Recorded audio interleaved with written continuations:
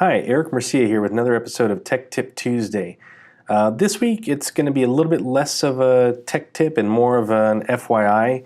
And you're probably going to say that I'm really jumping the gun here, but I promise you that I'm not. If you watch all the way to the end, you'll understand why.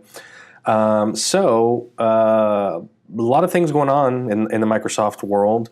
One of which it probably impacts about 95% of our clients is this big thing right here. Windows 7 support is ending January 14th, 2020.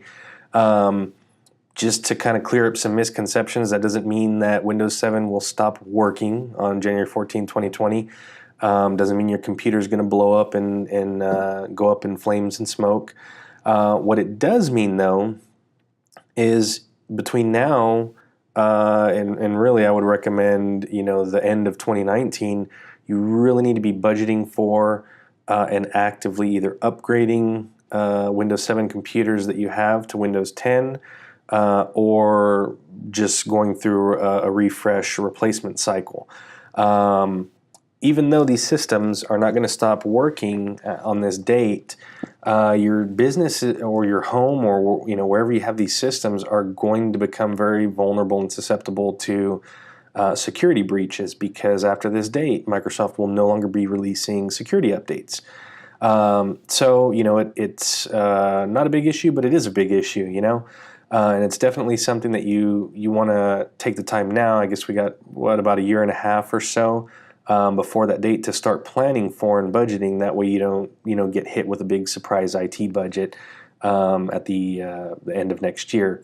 These are the kinds of things we try to talk with our clients about during our quarterly reviews to keep them ahead of the game. And if you don't have an IT company, these are things that you need to be paying attention for so you can make sure that your business or your home is protected.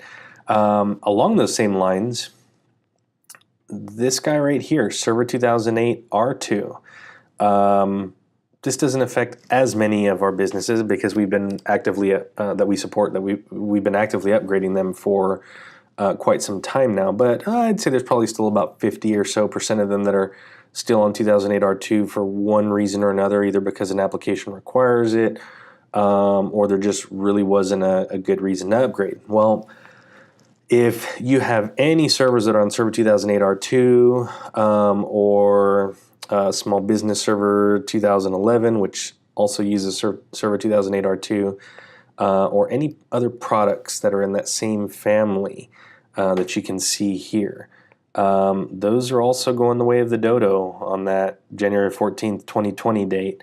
So you really, really, really want to make sure. This doesn't mean that you have to go out and upgrade your physical server hardware. It could just mean that you need to do a software upgrade to a new server.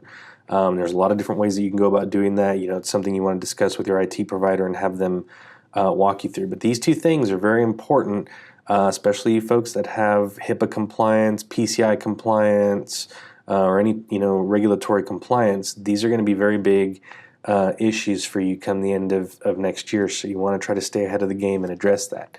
So that is your tech tip / FYI for this week. I look forward to talking to you again next week.